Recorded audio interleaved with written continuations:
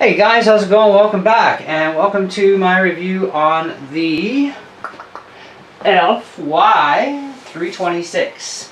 This is a 6-axis gyro 2.4 gigahertz quadcopter.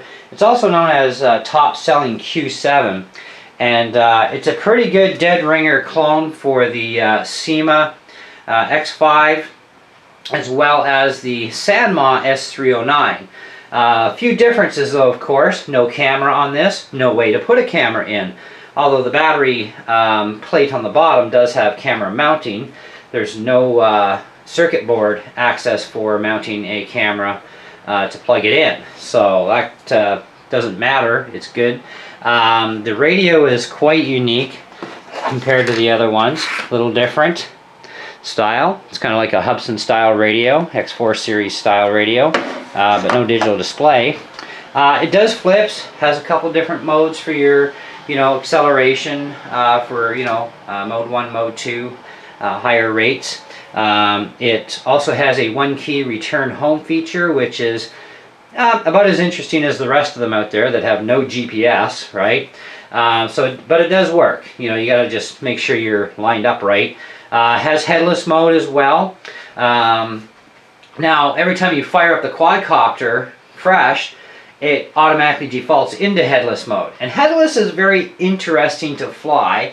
I'm still learning and I'm getting better. It's different, I can say that for you. I prefer regular mode myself, but headless is quite interesting to learn to fly with. Now, as far as parts go, the blades are the same. The prop guards seem to be identical to the ones on the Sanma S309. They seem to be the same style, so they would probably be more than likely compatible in that aspect. As far as with the SEMA X5, I haven't compared them yet, but same frame style, colors are pretty much the same landing gear, that sort of jazz, so same motors, right? This one's got an extremely long range to it. I watched Quadcopter 101's channel about this particular quad, and he was saying it's something like about 150 meters, which is like really sick. But it's also, and I can vouch for it, you will see video of course, this thing is very agile in comparison to the other ones. And it's also way cheaper too. Even for Canadian dollars, you can get the thing for under 50 bucks, which is really awesome. And, so it's actually the cheapest of the clones that are out there of the X5, including the X5. So it is the cheapest, and it's also the fastest speed-wise, most agile.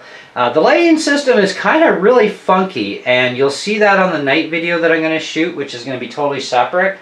And today's video, I'm actually going to give you a triple view.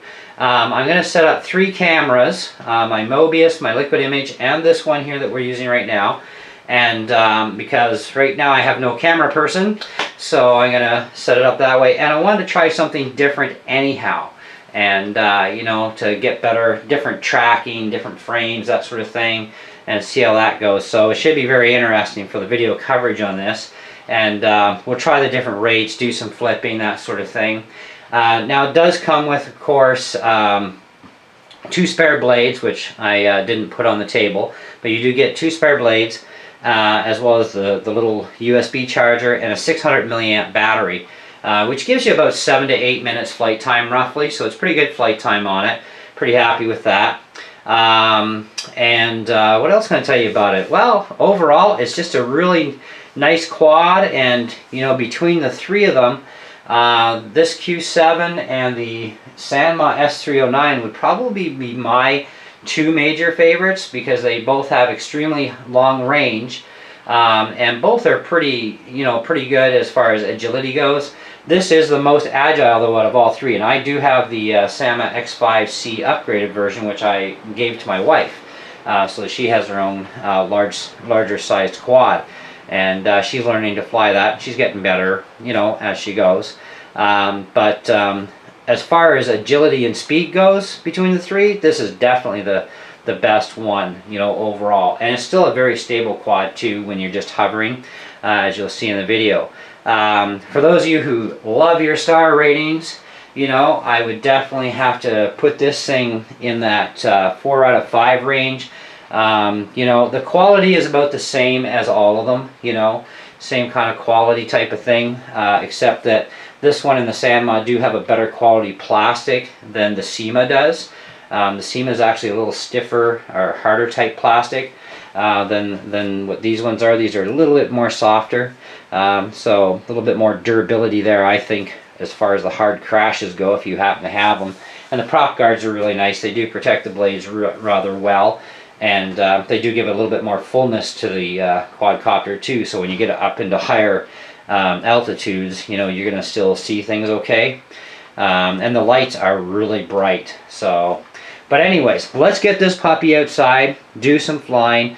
Before we go do that though, definitely, yes, I recommend this thing if you want something that's, you know, like this style. And, you know, this is a non-camera version, this one, so keep that in mind. Does have the headless, does have the 1-key return home, which is, like I said, it's not GPS, but, you know, you do things right, it works well, you know, type of thing, etc., etc. So, without further ado, let's go flying.